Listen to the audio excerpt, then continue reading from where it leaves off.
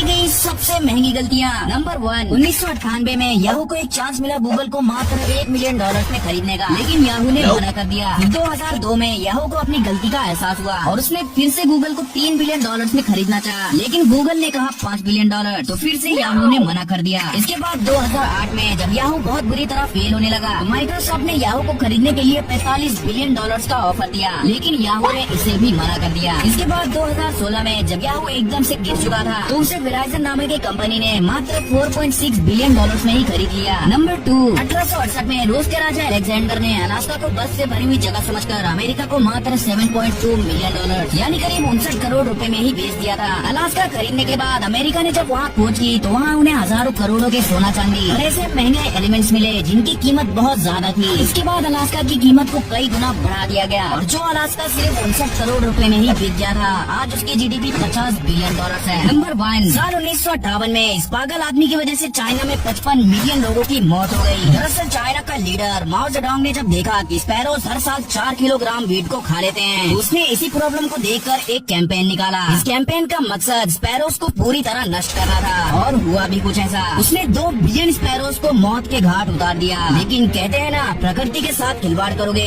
तो मिट्टी में मिल जाओगे। स्पैरोज के खत्म होते ही ग्रास शॉपर और कैटरपिलर्स की आबादी आसमान छू गई, जिसकी वजह से वो कई हजार खेतों की फसलों को बर्बाद कर दिए और चाइना भूखमरी का शिकार बन गया और इस भूखमरी ने 55 मिलियन लोगों की जान ले ली। नंबर 2, 2003 में स्पेनिश नेवी ने इंजीनियर्स को एक सबमरीन बनाने का ऑर्डर दिया, पर इंजीनियर्स ने कैलकुलेशन के समय गलती से डॉट को अलग जगह पर लिख दिए, जिसकी वजह से उस सबमरीन का वजन जरूरत से ज्यादा बढ़ गया। इसीलिए वो सबमरीन पानी के अंदर तो चली जाती थी पर पानी के ऊपर नहीं आ पाती थी और सिर्फ उस डॉट की वजह से स्पेन को $780 मिलियन का घाटा हो गया। नंबर 1, 2020 के यूईएफए प्री मैच के दौरान कोका कोला ने प्रमोशन के लिए अपने बोतल्स रोनाल्डो के आगे रख दिए, लेकिन इसके बाद कुछ ऐसा हुआ जो कोका कोला ने अपने सपने में भी नहीं सोचा था। रोनाल्डो ने कैमरे के आगे से कोका कोला की बोतल्स को ही हटा दिए और सभी को पानी पीने का संदेश दिए। इसके बाद रोनाल्डो की सिर्फ इतनी सी गलती की वजह से कोका कोला को तुरंत $4 बिलियन यानी करीब 33 अरब रुपयों का नुकसान हो गया। नंबर 2, 2014 में फ्रांस ने $17.5 बिलियन